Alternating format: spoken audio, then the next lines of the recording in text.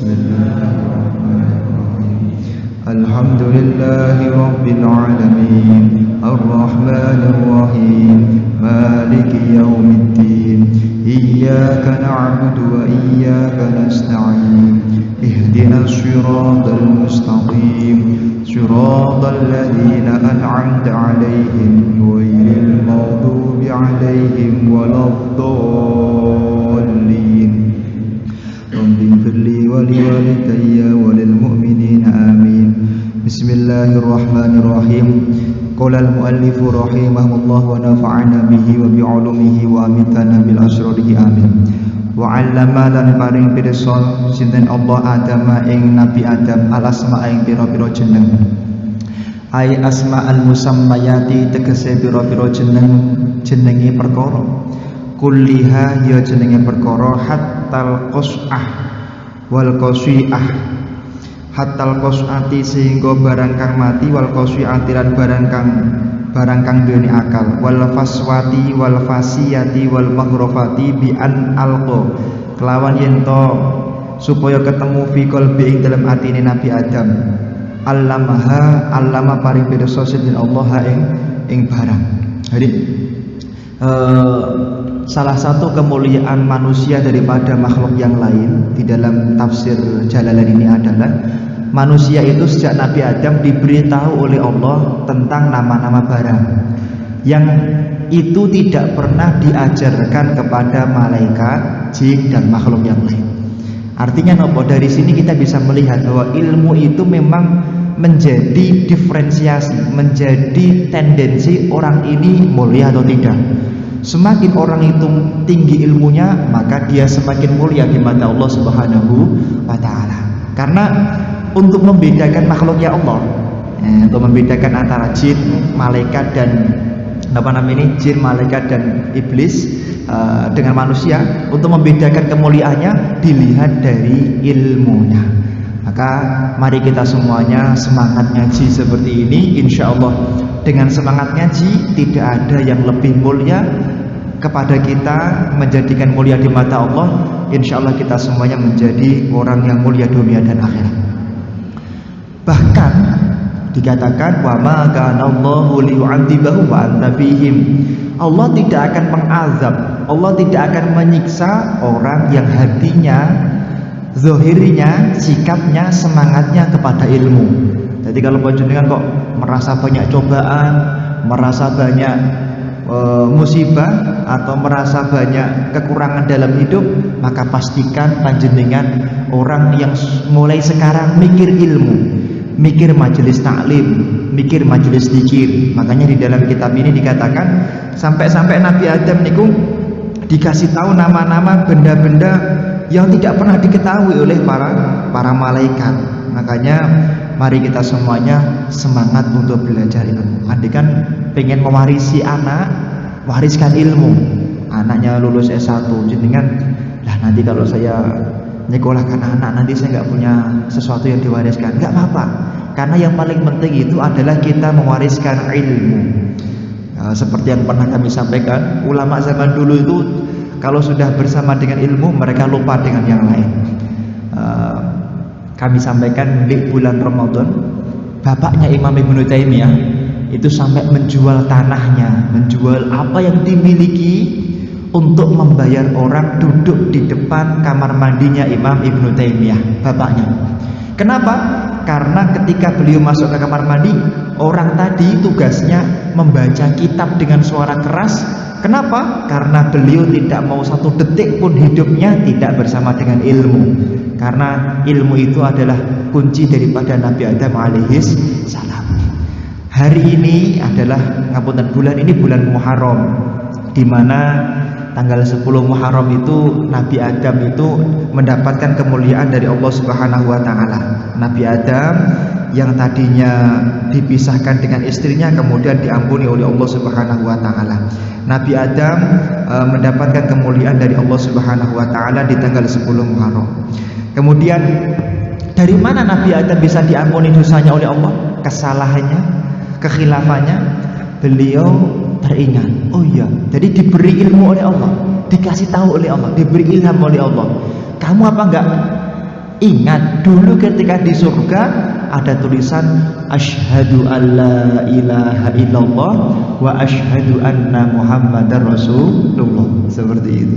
Asyhadu alla ilaha illallah wa asyhadu anna muhammadar rasulullah. Nah, beliau tadi, oh mesti Muhammad ini makhluk termulia, pasti kekasih Allah, kok sampai disandingkan. Maka beliau, ya Allah, aku minta engkau ampuni dosaku dengan menyebut nama kekasihmu, yaitu Muhammad sallallahu alaihi wasallam. Makanya bapak-bapak, ibu-ibu, menawi kagungan hajat sing agung, hajat sing ageng, hajat sing penting kok boten dijabah-ijabahi, kuncinya perbanyak membaca sholawat. Dan ini adalah ulang tahun di mana Nabi Adam itu mendapatkan kemuliaan dari Allah Subhanahu wa taala. Raja Fir'aun pernah kami sampaikan, kami update melih, beliau puasa 40 tahun, tujuannya apa? Pengen dikasih ilmu oleh Allah Subhanahu wa taala. Raja Fir'aun dari orang yang bodoh kemudian menjadi orang yang berilmu, jadi raja dan seterusnya. Nabi Dawud juga begitu, katanya Sayyidina Ali, katanya Nabi Sulaiman, ilmu itu menjaga kita.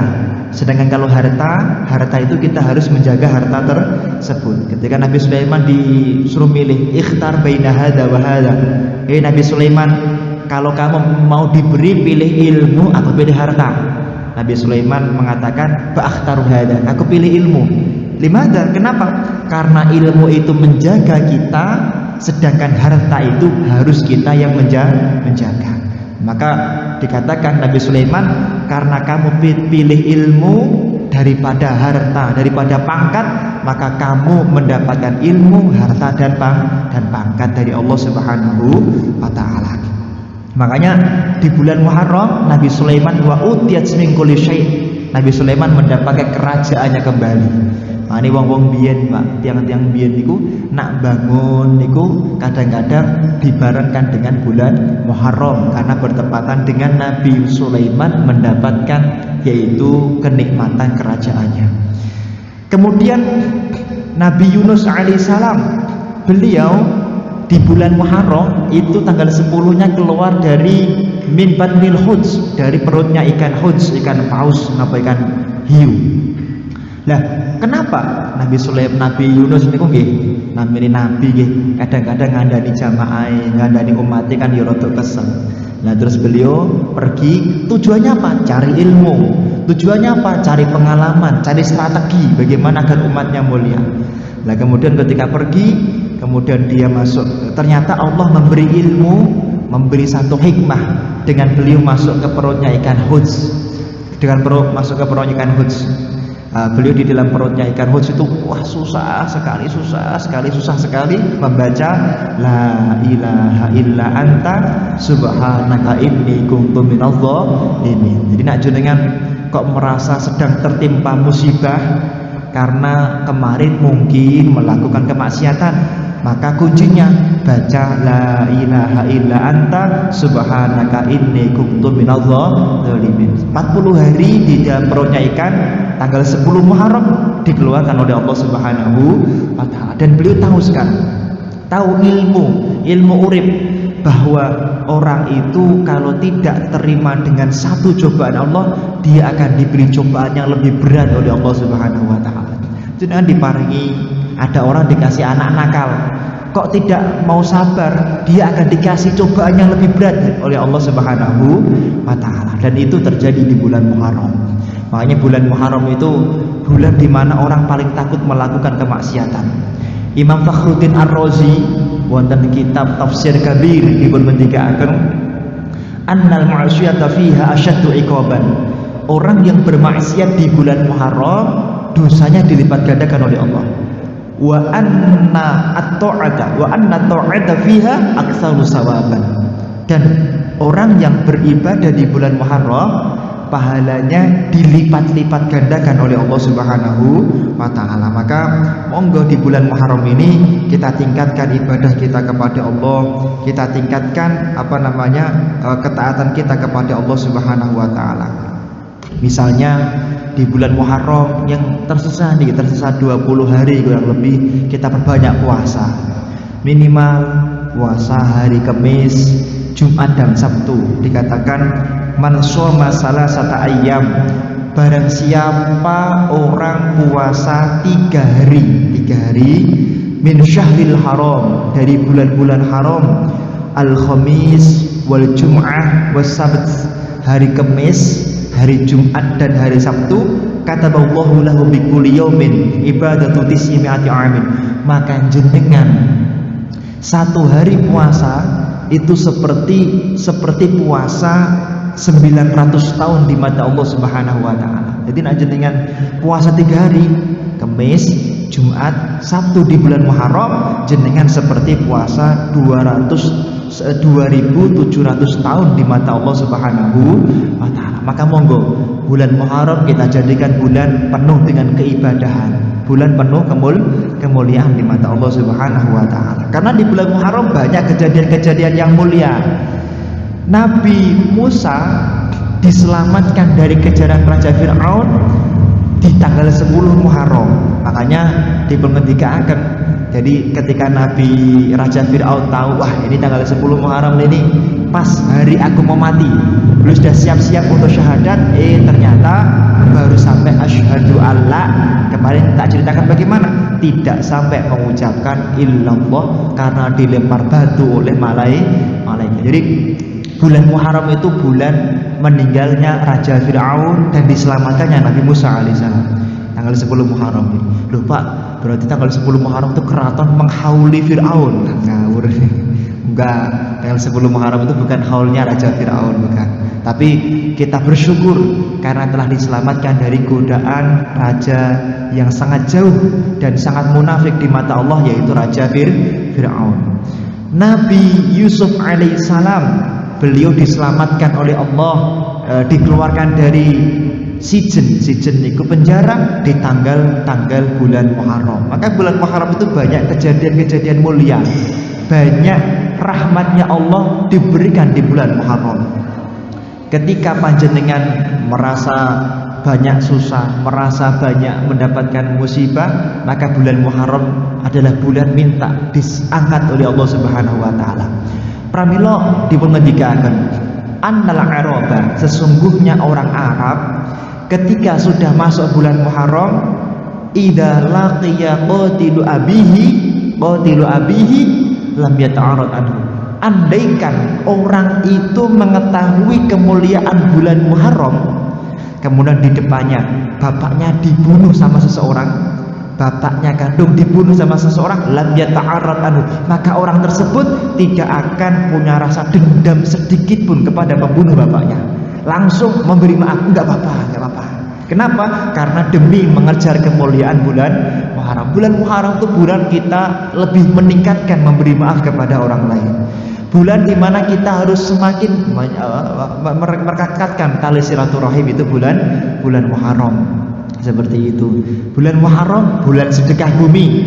Li'annallaha khalaqa al-arda, karena Allah menciptakan bumi di bulan Muharram. Dan Allah menciptakan langit di bulan Muharram. Wa awwalil matar, dan pertama kali ada hujan itu di bulan Muharram. Dan kemudian dikatakan wa anna yaumal qiyamah, dan hari kiamat akan jatuh di bulan Muharram. Makanya wong Jawa niku nak sedekah bumi nggih mboten salah. Karena sedekah bumi itu sebagai bentuk kita bersyukur telah diciptakannya bumi oleh Allah Subhanahu wa taala. Nah tenggene Purwodadi bulan Muharram sedekah bumi, nyembelih kebo dan seterusnya. Untuk bersyukur kepada Allah telah diberi kenikmatan bisa hidup di dunia, di buminya Allah Subhanahu wa taala. Damel gunungan. Ini saya sementing ini tentu tujuannya adalah kita menyembah Allah Subhanahu wa taala. Sekali lagi, ilmu ini adalah kunci orang itu mulia atau tidak di mata Allah Subhanahu wa taala. Cuman dikatakan summa aradhum ay al-musammayat wa fihi tahlibul uqala. Cuman tidak boleh kita merasa menjadi orang yang paling pintar, tidak boleh. Allah melarang orang merasa menjadi orang yang paling pintar. Dikatakan wa fawqa kulli dzi ilmin alim, di atas orang alim masih ada yang alim, di atas orang yang alim masih ada yang alim. Sebagaimana kisah Nabi Musa alaihissalam, ya Allah, kira-kira siapa orang yang lebih alim dari saya? Ternyata ditunjukkan Nabi Khidir alaihis salam. Jadi di atas orang yang lebih alim ada yang lebih alim dan seterusnya. Maka adab orang yang punya ilmu, dia nggak pernah merasa saya orang yang punya ilmu, tidak pernah. Para ulama tidak pernah merasa dirinya yang berilmu. Makanya para ulama selalu mengatakan uballihukum ma wa'adu. Aku sampaikan kepada kalian, ini kitab-kitab, titipan ilmu dari Allah. Jadi para ulama nggak pernah merasa dia saya punya ilmu, saya orang alim, nggak pernah. Dia hanya mengatakan saya ketitipan ilmu dari Allah untuk kita sampaikan kepada kalian semua. Ini adabnya orang yang punya ilmu seperti itu. Al malaikati ngatasi pira-pira malaikat faqala mongko ngucap sinten faqala mongko ngucap sinten Adam ambiu lam tabagitan lahum tabagitan ambiuni ay akhbiruni bi asma'i haula'i in kuntum shadiqin. Malaikat tanya, benar gak kamu mendapatkan anugerah dari Allah Subhanahu wa taala? Kalau kamu mendapatkan anugerah, coba sini. Jadi ngetes itu tidak apa-apa. Ngetes itu tidak apa-apa. Malaikat pun mengetes sinten Nabi Adam alaihis salam. Jadi misalnya jenengan gak ada anaknya di pondok pesantren atau anaknya kuliah di perguruan tinggi mana begitu, jurusan tertentu, pulang ke desa, dites mboten apa-apa, tapi ampun ngetes, diaturi. Ayo kamu mimpin sholat, ayo kamu ngisi pengajian. Ahli pertanian, kuliah jurusan pertanian, ayo coba buat formulasi tanaman yang paling subur dan seterusnya. Betul apa-apa, karena malaikat pun di dalam kitab ini juga beliau ingin mengetahui keilmuan Nabi Adam alaihis salam. Dan orang yang punya ilmu tidak boleh diem. Orang yang punya ilmu tidak boleh menyimpan ilmunya. Katimul ilmi asyaddu iqaban. Orang yang menyimpan ilmunya, dia akan diazab pedih oleh Allah. Fa'alimun bi ilmihi lam ya'laman mu'azzabun min qabli ubdadil wasan. Bahwa besok di akhirat orang yang berilmu itu akan disiksa oleh Allah lebih pedih daripada siksanya penyembah berhala. Kenapa?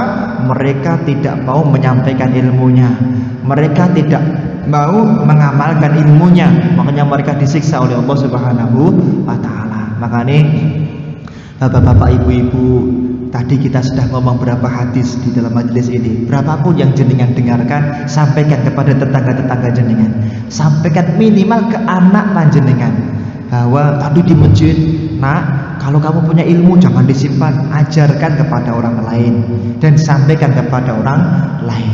Maka Imam Ghazali, Imam Abdullah bin Mas'ud, Imam Abdullah bin Abbas ditanya al-kamakal dengan pertanyaan yang mirip-mirip. Bimastafada bil ilmi, dari mana engkau menjadi orang yang berilmu? Apa rahasianya engkau menjadi orang yang mulia dengan ilmu, katanya. Beliau mengatakan mastahyaitu bisu'al, aku tidak pernah malu bertanya. Kemudian wama bakhiltu, dan aku tidak pernah aku tidak pernah eman-eman, aku tidak pernah pelit di dalam mengajarkan ilmu. Maka kalau pengen jadi orang yang mulia dengan ilmu, kalau nggak paham tanya, kalau kemudian sudah paham jangan irit, jangan pelit di dalam mengajarkan ilmu seperti itu. Aifi anni la akhluqu a'lamu minkum aw annakum ahaqqu bil khilafah wa jawabu syarti dalla ala ma qablahu la. Dari sinilah kemudian kenapa malaikat mengakui, oh ya wis mergo sampeyan itu dapat satu kemuliaan yang diberikan oleh Allah berupa ilmu. Kami para malaikat, para jin mengakui engkau adalah khalifah di dunia. Jadi kalau mafhum mukhalafahnya bagaimana, Pak? Kalau pilih pemimpin, cari yang paling berilmu. Kalau pilih pemimpin, cari yang paling punya ilmu seperti itu. Nah, niki khalifah Nabi Adam diangkat menjadi khalifah karena ilmu, bukan karena badannya yang kuat, bukan karena ibadahnya, bukan karena sholatnya, bukan karena zikirnya, tapi karena ilmunya. Makanya dikatakan alimun wahidun mutawarri'un asyaddu, satu orang alim, satu orang yang mau ngaji seperti ini, kata jenengan ini, itu lebih syaitan, asyaddu 'inda syaitan, lebih syaitan takuti min alfi abidin, daripada 1000 orang yang beribadah kepada Allah. Makanya iblis lebih takut pengajian seperti ini daripada jenengan mengadakan majelis zikir, daripada jenengan mengadakan majelis sholawat tapi tidak ada ilmunya.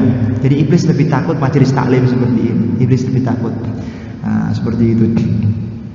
Qalu padha ngucap sapa ladina subhana maha suci sinten panjenengan tangsian tansian tegese kemurniake laka masrat anil ayati radi saking bantah alaika maring sira. Dari sinilah kemudian yang tadinya malaikat meragukan Adam sebagai khalifah, kemudian mereka mengaku salah dan mereka tidak lagi berani menyepelekan Nabi Adam alaihis salam. Gara-gara apa? Gara-gara ilmu. Awalnya kan kalau kita kembali kepada ayat kemarin, Nabi Adam ketika mau diangkat sebagai khalifah, maka malaikat mengatakan, ataj'alu fiha may yufsidu fiha wa yasfiku dima. Ya Allah, apa engkau tidak tahu ya Allah bahwa para manusia, Nabi Adam dan anak turunnya besok itu pembuat kerusakan di dunia. Mereka itu pembuat kehancuran di dunia. Apa kamu nggak tahu ya Allah? Qala inni a'lamu ma la ta'lamun. Aku lebih tahu daripada kalian. Maka untuk menghilangkan keraguan, membantah penghinaan dari malaikat kepada Nabi Adam, maka Allah memberikan ilmu kepada Nabi Adam alaihis salam. Bolak-balik Pak, tiang niku nak punya ilmu tetap mulia. Yarfa'illahu alladhina amanu minkum walladhina utul ilma darajat. Orang akan mengangkat derajat orang yang berilmu dan beriman kepada Allah Subhanahu wa taala. Wong ora patek ganteng, orangnya hitam, orangnya pendek, keriting, tapi kalau dihafal Quran kira-kira terhormat gak kira-kira? Duduknya di belakang atau di depan? Di depan, Mas. Orangnya nggak begitu cantik, ya, nggak begitu cantik, hitam biasa. Tapi ketika dia berilmu, maka dia akan dimuliakan oleh Allah Subhanahu wa taala. Maka di dalam kitab Hilyatul Auliya, dikatakan tazawwaja Imam Rohaweh tilmidatu Syafi'i likasratil kitab. Imam Rohaweh itu ganteng, tinggi, gagah, putih.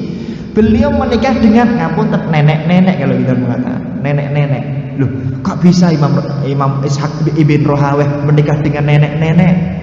Dikatakan iya, karena beliau menikahi perempuan tersebut bukan karena kecantikannya, bukan karena apa-apanya, tapi karena ingin dapat warisan kitab-kitabnya, yang kitab-kitabnya itu berasal dari Imam Asy-Syafi'i. Seperti itu. Jadi ulama zaman dulu nikah bukan karena kecantikannya, bukan karena sugihnya, tapi karena ilmunya. Menikahi seorang perempuan, bapaknya kiai, pasti bapaknya nanti warisan kitabnya banyak. Ini ulama zaman dulu. Nah, seperti itu. Imam Ishaq bin Rahaweh. Wanita tersebut mulia. Kenapa? Karena punya ilmu yang bersanad kepada Imam Asy-Syafi'i radhiyallahu anhu arda.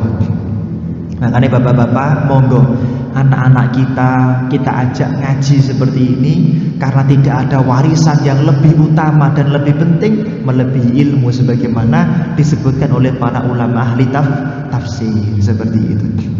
Dikatakan qala ngendika sinten Allah taala, ya Adamuhu Nabi Adam, ya Adamuhu Nabi Adam alaihi salam.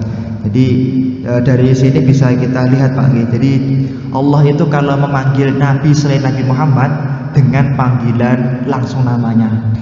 Tapi kalau memanggil namanya Nabi Muhammad, enggak, beliau manggilnya dengan kata yang indah, Rasulullah, ya Nabi Allah, dan seterusnya. Jadi tidak langsung namanya. Ini bentuk Allah itu mencintai, mengagungkan Nabi Muhammad SAW.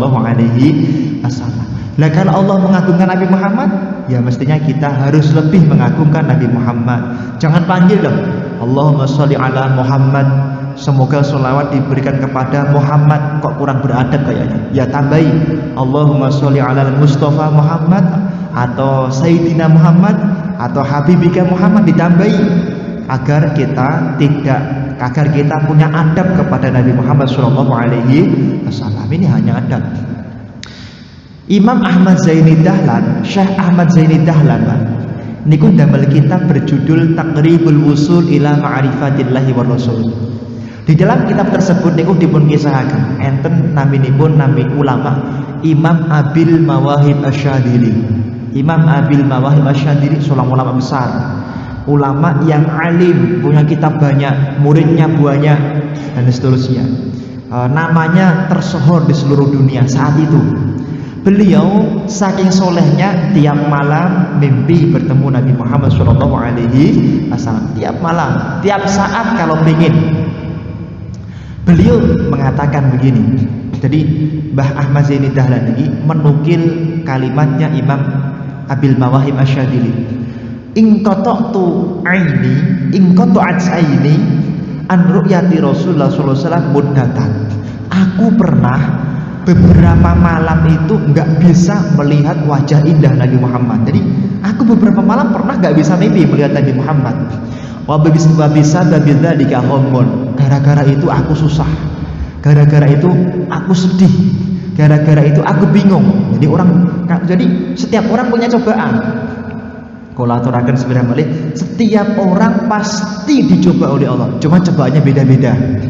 Cobaannya Ustaz Fakhruddin beda dengan saya, beda dengan bapak-bapak semuanya. Mungkin menurut panjenengan nggak punya uang untuk beli makanan itu cobaan terberat. Menurut orang B nggak punya anak itu cobaan terberat. Menurut orang C nggak bisa sholat jamaah cobaan terberat. Tapi menurut orang D mungkin nggak bisa mimpi ketemu Rasulullah semalam, itu cobaan paling berat. Nah, cobaan itu tergantung pada tingkatannya begitu. Maimun bin Mahron di dalam kitab Ihya Ulumuddin beliau mengatakan bahasa Arabnya saya agak lupa. Hoyartillah ya Allah, sungguh aku heran kepada manusia itu. Kemarin kot mata ibni, anakku mati, ada sab'una alfi muazzin, ada 70.000 orang takziah di rumahku. Ada orang anaknya mati, 70.000 orang takziah. Tapi hari ini aku ketinggalan satu sholat berjamaah. Kenapa nggak ada yang takziah kepadaku? Menurutku ketinggalan satu kali saja sholat berjamaah itu lebih menyedihkan daripada aku kehilangan seorang anak. Nah, ini beda-beda. Bagi beliau ketinggalan sholat berjamaah itu itu cobaan terberat. Sama Imam Abil Mawahib Asyadili itu tidak bisa melihat Rasulullah itu cobaan terberat bagi beliau. Fatwajjahtu ila syekhi liyashfa'ani, aku sowan kepada guru. Jadi ngoten, dari jenengan itu punya masalah soalnya ke guru. Jenengan punya masalah soal ke guru, jangan yang lain. Guru yang jenengan itu ngaji kepada beliau, jangan guru yang lain. Jenengan atau Pak Yai yang ngajar di sini, atau Ustadz yang mungkin ngajar di sini ya selain saya tentunya. Itu misalnya jenengan punya masalah, soalnya kepada beliau, jangan kepada yang lain. Ini adab. Allah itu kadang tidak ridho masalah kita itu selesai. Kenapa? Karena kita itu laisa ma'indana ta'adduban ila syekh. Kita kurang beradab kepada guru. Kita punya masalah besar, kita punya masalah yang rumit, soal ke guru yang lain, ini kurang adab. Kurang punya adab kepada Allah Subhanahu wa taala. Imam Ahmad At-Tijani atau nukilan di dalam kitabnya Jawahirul Ma'ani mengatakan, al-insan la yatarattab ila martabatil haqiqah illa biwasilati syekh. Orang tidak akan selesai masalah hidupnya kalau tidak mendapatkan ridho dari gurunya. Makanya kalau jenengan punya masalah, punya kesusahan, sowan ke guru panjenengan, minta pendapat guru. Entah gurunya itu pintar menyelesaikan masalah atau tidak, Allah berjanji wa 'inda dzikri sholihin tanzilur rahmah. Nak jenengan purun sowan guru, sowan tiyang soleh, semua masalah jenengan akan diangkat oleh Allah Subhanahu wa taala. Kadang-kadang kita kurang beradab. Nah, gitu. Lah kemudian Imam Abil Mawahib Asy-Syadili beliau suwang ke gurunya, "Liyashfa'ali, wahai guru, nyuwun tulung jenengan dongake kula, kersane kula niku saged ngimpi kepanggih Nabi Muhammad sallallahu alaihi wasallam." Kemudian karena didoakan gurunya, langsung malam itu beliau mimpi ketemu Rasulullah. Rasul mengatakan ha ana. Kalau di Alfiyah Ibnu Malik itu boleh ha anadza boleh, hadza ana boleh, ha ana juga enggak apa-apa. Enggak apa-apa, betul. Tapi di dalam kitab itu ha ana. Wahai Imam Abil Mawahib, aku di sini. Fa arahu falam arahu. Aku lihat ke depan, katanya Imam Abil Mawahib, tapi aku enggak bisa melihat daripada beliau. Aku melihat ke depan, tapi aku tidak bisa melihat daripada Rasulullah Shallallahu Alaihi Wasallam. Kemudian aku bersedih. Kemudian aku bertanya kepada sinten namine? Aku bertanya kepada Rasulullah, "Ishtaghaltu bi jama'atin al-fiqh." Kula niku tiyang sing sibuk belajar agama. Kula niku tiyang sing sibuk memikirkan umat, memikirkan jamaah, memikirkan syariatnya umatmu. Loh, kok kula malah mboten saged ngimpi kepada jenengan kepipun? Kanjeng Nabi mengatakan, Imam Abil Mawahib mengatakan, ahal min syariatika, bukannya sibuk seperti itu tuh mulia menurut kamu? Kemudian Kanjeng Nabi mengatakan, "Na'am, walakin yahtaju al-adab bainal a'immah." Aku tahu, tapi sesibuk apapun orang belajar ilmu agama, tetap harus punya adab kepada orang yang lebih tua. Lah kamu itu kemarin, kamu itu nampak ya bahasa kita ya, mempelajari fikih-fikih terdahulu. Lah, ketika kamu melihat ada pendapat yang tidak sesuai dengan pendapatmu, maka kamu agak sedikit merendahkan, agak sedikit meremehkan. Lah, gara-gara kamu meremehkan itulah kamu tidak bisa melihat wajah Rasulullah Shallallahu Alaihi Wasallam. Jadi seperti itu. Mungkin masjid ini jenengan akan pukar pada suatu ketika, jenengan renovasi tinggi, lebih tinggi. Tapi jenengan ketika melihat bangunan yang terdahulu, jangan sampai menghina. Jangan orang ini nggak boleh seperti itu, karena itu kurang adab di mata Rasul Shallallahu Alaihi Wasallam. Mungkin saat itu bangunan masjid ini paling bagus ya seperti itu. Makanya tidak boleh kita mencaci, memaki orang terdahulu, tidak boleh mencaci, memaki ciptaan atau karya terdahulu, tidak boleh, karena itu sangat dibenci oleh Nabi Muhammad SAW. Jane, apalagi kalau sudah menghina masalah ilmu, ini jelas tidak akan mendapatkan ridho dari Allah. Aku setiap Jumat pengajian tafsir, bapakku ora tau ngaji, bapakku bacaannya ora patek fasih, bapakku bacaannya belas ora jelas. Nah ini nggak boleh seperti itu. Dan jenengan sekarang bisa seperti ini, jangan-jangan mbah-mbah dulu yang mendoakan. Makanya ngapunten ingkang kula aturaken ten jenengan, napa namanya Syekh Saridin misalnya, tasik gambutan mboten sekitar 4 bulan yang lalu kula matur. Ngaji seperti ini Pak, niku enten metodologinya. 30% kita ngaji itu kadang-kadang perlu merefresh yang dulu biar mboten lali. Nah 70% itu ilmu baru, 70% ilmu baru, 30% kita mengulang. Maka kadang-kadang kalau nak menyampaikan yang sudah disampaikan karena biar jenengan tidak lupa.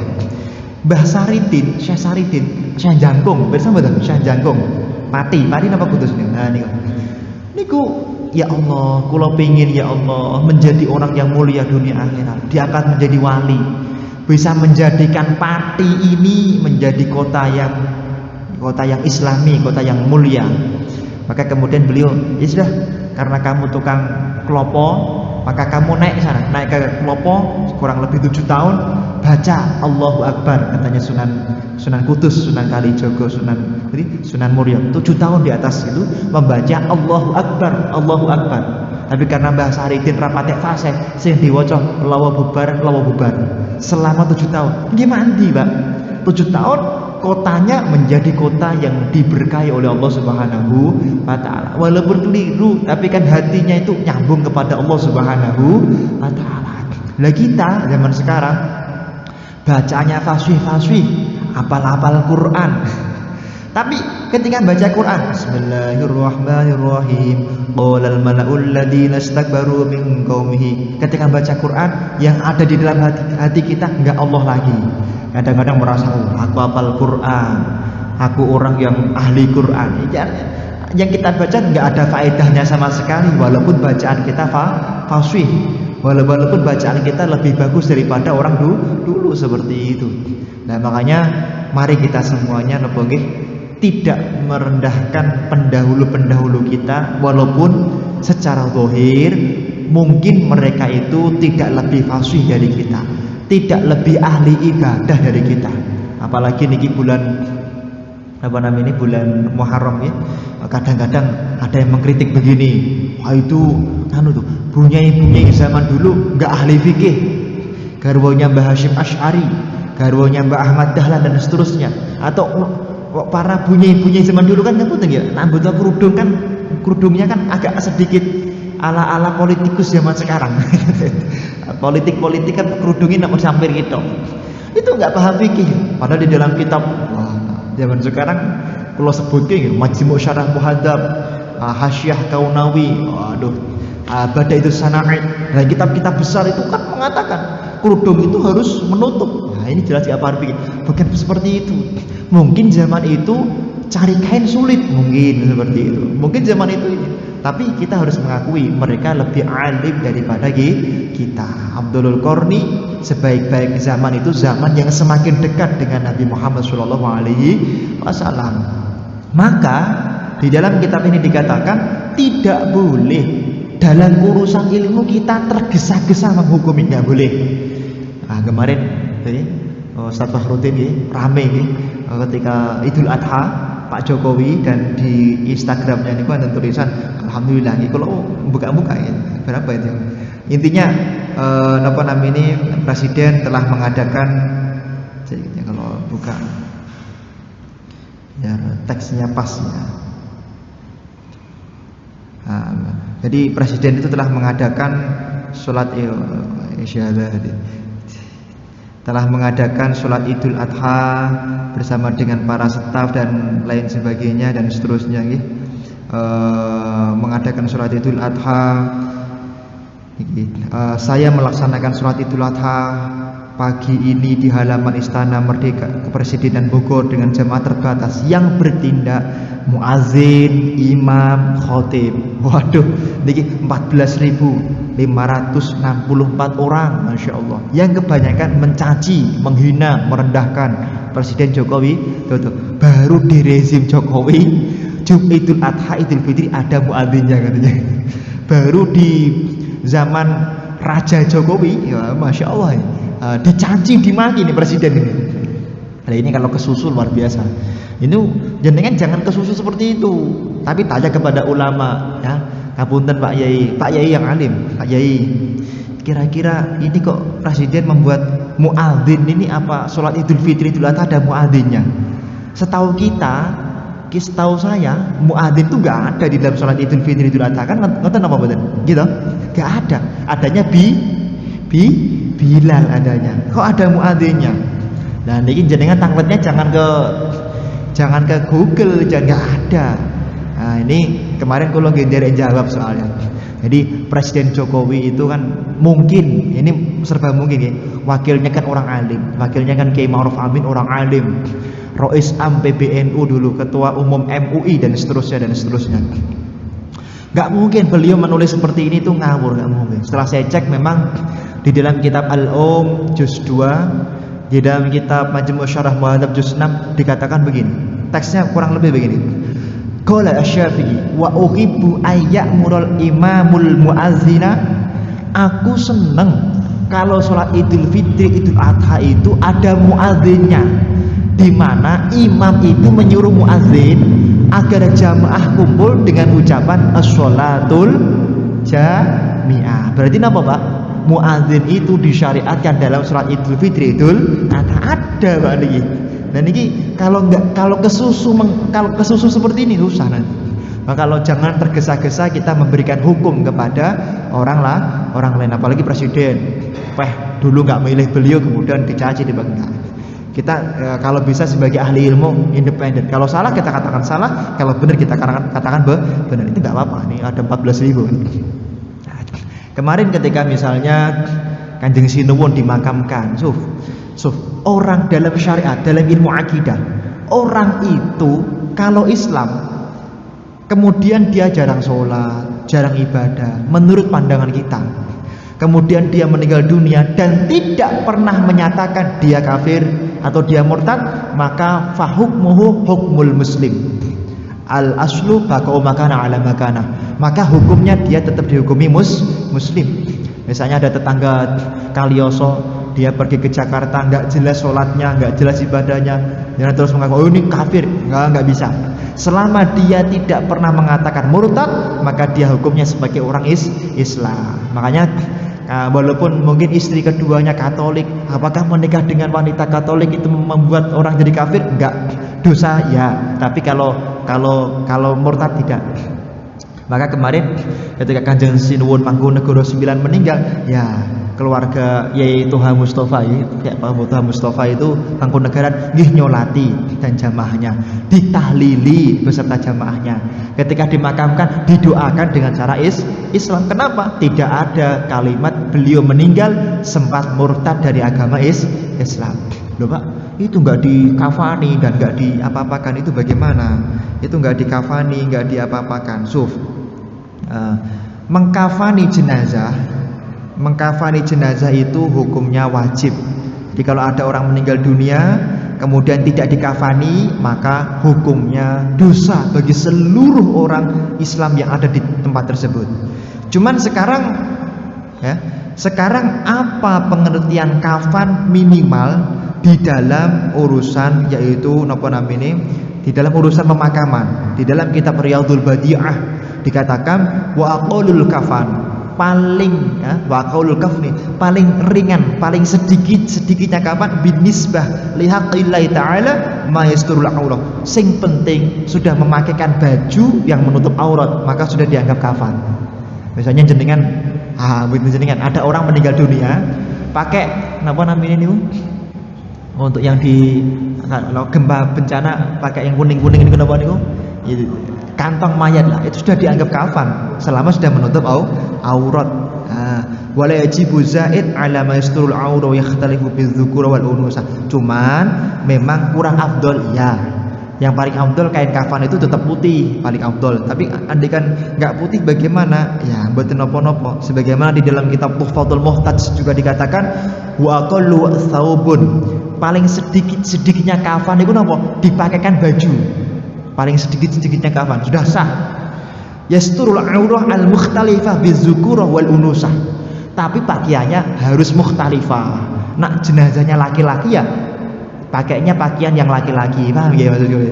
Kalau jenazahnya perempuan ya pakai pakaian yang perempuan. Jadi nggak boleh jenazahnya laki-laki dipakaikan pakaian perempuan, nggak boleh. Ini harus harus dibedakan. Walaupun ya yang paling sempurna itu kalau dia nggak punya utang itu ya pakai 3 lapis yang paling sempurna. Tapi kalau misalnya tidak ya nggak apa-apa. Dan boleh memakaikan kain kafan bagi orang yang telah meninggal dunia. Dikatakan di dalam kitab ini ya, kitab Majmu' Syarah Muhadzab, Allahu a'lam bishawab ya. Allah tulis ini. Qala ashabuna, ashabnya Imam Asy-Syafi'i, murid-muridnya Imam Asy-Syafi'i mengatakan wa yajuzu takfinu kulli insanin fiha yajuzu lahu lubsuhu fil hayah. Boleh memakaikan kain kafan bagi mayit pakaian yang biasanya dia pakai selama hidup. Paham ya Pak? Kalau raja meninggal dunia ya boleh pakai pakaian raja. Tapi kalau Ustadz Fakhruddin meninggal pakai pakaiannya Raja Mangkunegara ya hukumnya nggak boleh. Dibenci sama Rasulullah SAW. Paham ya? Jadi boleh. Kalau maka ada tradisi di Purwodadi ada, kalau Solo nggak tahu tradisinya orang Purwodadi Pak. Kalau ada orang sudah haji atau sudah umroh meninggal, ihramnya dipakaikan. Gini mau betul di sini, gini mau betul. Nah itu boleh di dalam kitab ini. Dalam kitab Fatawa Ibnu Shalah juga dikatakan wa hal yajuzu ayusbihu fil qabri syai'un min as-siyabil mukhithah. Boleh enggak sih memakaikan pakaian bagi jenazah dengan pakaian yang berjahit, boleh nggak? Boleh nggak? Ajaba radhiyallahu anhu ammal mukhitah fa yajuz ayakfina fi qamisin wallahu alam.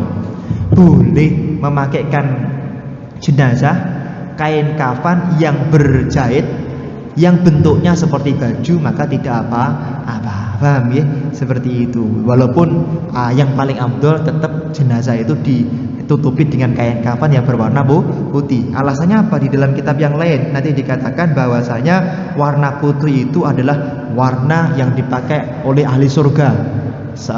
Saubul abyad saubu ahlil jannah. Nah, seperti itu. Jadi ketika misalnya jenengan melihat fenomena-fenomena seperti itu, jangan langsung ikut mencaci, memaki. Masya Allah, itu di internet Kanjeng Sinuwun itu Masya Allah dicaci banyak sekali. Padahal dalilnya sederhana di dalam kitab Majmu' Syarah Muhadzab, di dalam kitab Tuhfatul Muhtaj, di dalam kitab Rawdatul Thalibin, di dalam kitab Hasyiah, di dalam kitab-kitab besar lah gitu. Tapi nggak ada di dalam kitab-kitab kecil, nggak ada. Betul apa-apa. Ini kita doakan semoga Kanjeng Sinuwun mendapatkan kemuliaan dari Allah Subhanahu wa taala. Nah, bagaimanapun juga beliau keturunan dari Raden Mas Said Pangeran Samber Nyawa. Pangeran Samber Nyawa siapa beliau? Mursyid Thariqah. Saya gak lupa Syadiliyah napa Satoriyah, saya gak lupa. Saya pernah ketika PKPNU, dalam niku derek PKPNU mana Ustaz Rahmat itu PKPNU Karangpandan, MWC Karangpandan itu sama tutornya itu dikatakan beliau Mursyid Thariqah. Kalau nggak salah Syadiliyah atau Satoriyah, saya agak lupa. Yang jelas beliau salah satu cucu daripada seorang Mursyid Thariqah yang sangat mulia. Cucu daripada Kanjeng Sinuwun Sultan Agung Khalifatullah Panatagomo. Bismillahirrahmanirrahim. Nah, kemudian yang berikutnya adalah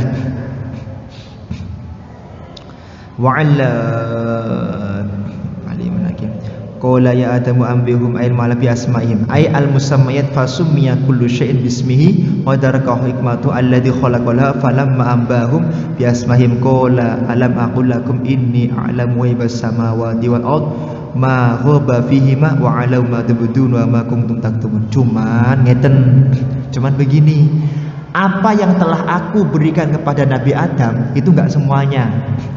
Ada banyak hal yang masih aku simpen daripada Nabi Adam alaihis salam. Lah nanti kalau di dalam kitab-kitab sing rodok jero Pak, kados Syamsul Ma'arif Al-Kubro, Jawahirul Khumus, Abi Ma'syar Al-Falaki, ya kitab-kitab yang biasanya dikaji oleh orang-orang ahli hikmah, itu mungkin Hoib itu maksudnya apa? Allah itu memberikan ilmu yang tidak diberikan kepada secara umum. Apa namanya? Ilmu laduni dan laduni kubro. Yakhtassu bi rahmatihi may yasha, yu'tal hikmata may yasha. Kadang-kadang Allah itu memberikan ilmu gratis kepada orang-orang tertentu. Misalnya Ustaz Rahmat, Ustaz Fahrudin atau Pak Yai di sini ngajinya sungguh-sungguh, ngajinya penuh dengan khidmah, tenanan begitu. Karena kesungguhannya, walaupun jenengan mungkin ngajinya tafsir Jalalain, jenengan diberi paham semua tafsir seperti itu. Itu namanya ilmu laduni, pakai tasdid. Laduni ada dua, laduni sama laduni ada dua, seperti itu.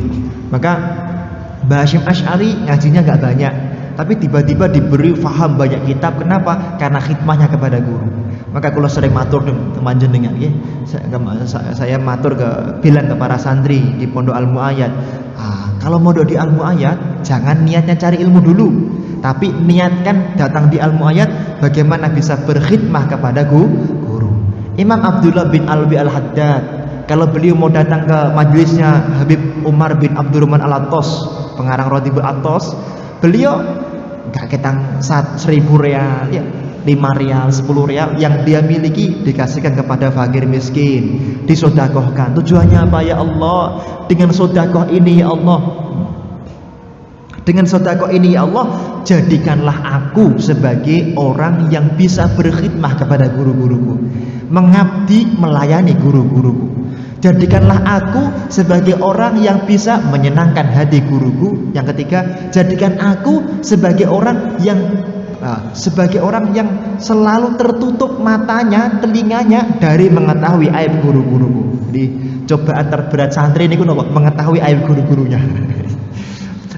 Yang keempat baru, ya Allah berikan aku ilmu yang manfaat dan barokah. Jadi yang terpenting nopo jenengan khidmah. Yang terpenting jenengan datang di malam hari nopo jenengan khidmah. Ya jenengan misalnya nata tempat atau nyiapkan minum, nyiapkan makan, ini bentuk khidmah. Kalau enggak jenengan membantu misalnya masjid ini kurang apa, dibangunkan, itu khidmah. Jadi khidmah itu jauh lebih penting daripada mencari ilmu itu sendiri. Sayyid Muhammad Alwi Al-Maliki mengatakan, pengarang kitab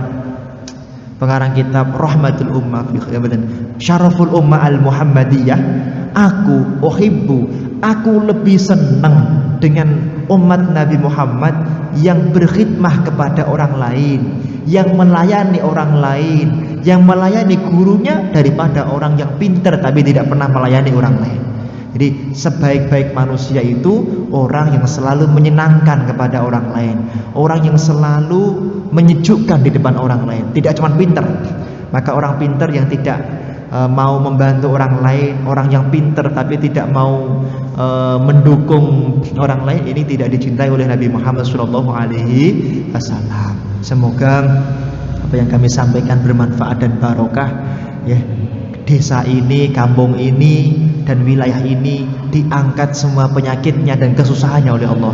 Semoga hajat kami dan hajat kita semuanya ya Allah dikabulkan oleh Allah Subhanahu wa taala dengan berkah daripada yang Yahya dan yang daripada berkah daripada seluruh para wali-wali yang ada di sini ala hadhihi niyat wa likulli niyatin shalihah wa ala ma nawa salafun shalih. Al-Fatihah.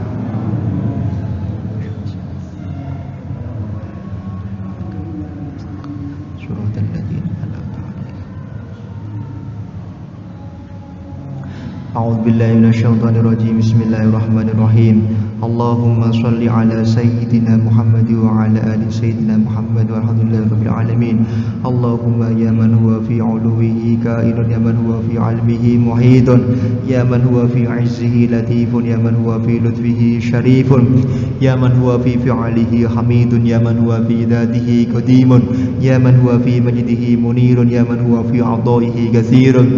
Allahumma akrimna minka binuril fahmi wa akhrijna min dhulumatil wahmi warzuqna fahman nabiyyin wa hafdal mursalin wa ilhamal malaikatil muqarrabin bi rahmatika ya arhamar rahimin. Allahumma qadi tuyuni wallahumma qadi hawaiji ya Allah ya Rahman ya Rahim ya Malik ya Qudus ya Fattah ya Razzaq ya Fattah ya Razzaq ya Fattah ya Razzaq. Rabbana hab lana min azwajina wa dhurriyyatina qurrata a'yun waj'alna lil muttaqina imama.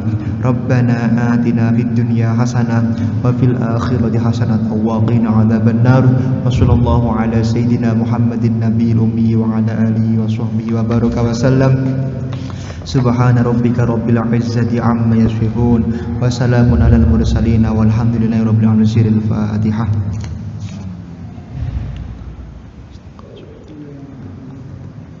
Sepindah malih mbok menawi enten masalah pertanyaan jenengan aturki takmir atau Ustadz Fakhrudin ingin ditaruh di sini, saya jawab sebelum dimulai pengajian. Jadi jangan sampai jenengan termakan isu-isu yang mencaci, memaki, menghina, karena itu bukan akhlaknya Nabi Muhammad SAW. Syukron. Assalamualaikum warahmatullahi wabarakatuh. Dan langsung